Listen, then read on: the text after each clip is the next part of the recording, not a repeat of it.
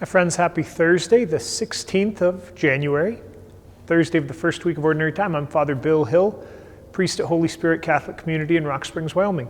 I'll share with you a reflection on the daily readings. The readings are linked below. Click that link, read the readings prayerfully, and then turn off the screen. Spend some time with God before you move on to other things. We are working on the letter to the Hebrews and Mark's Gospel.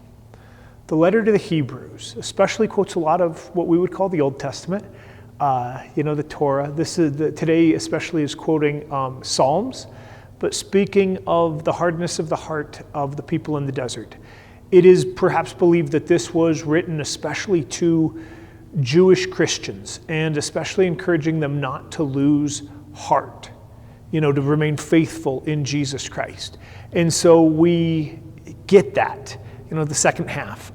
Take care, brothers and sisters, that none of you may have an evil and unfaithful heart. Encourage yourselves while it is still today.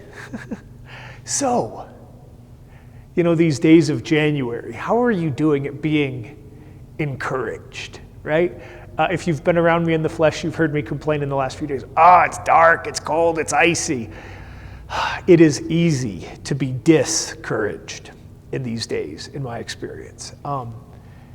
How is the Lord wanting to encourage you, to fill you with renewal, with life, with the Spirit, with grace, in order to share the good news of Jesus with people that you meet, right?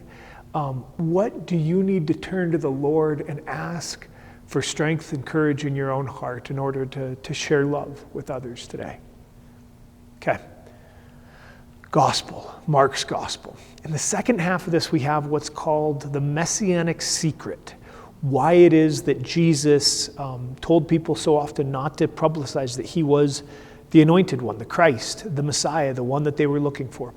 I'm not going to get into that today. I especially am drawn to the words of Jesus, I do will it, be made clean. And we encountered this in the Christmas readings as well, a couple weeks ago. And it really struck me, and it's still sitting with me.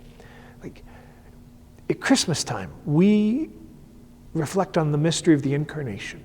Jesus Christ, truly God and truly human. So it's God. It is the revelation of God saying to this person, but also by extension saying to all of us, I do will for you to be clean, to be healed.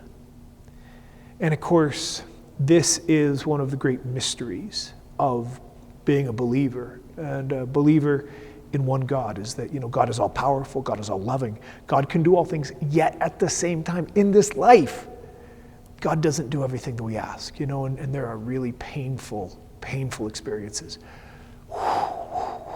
Yeah.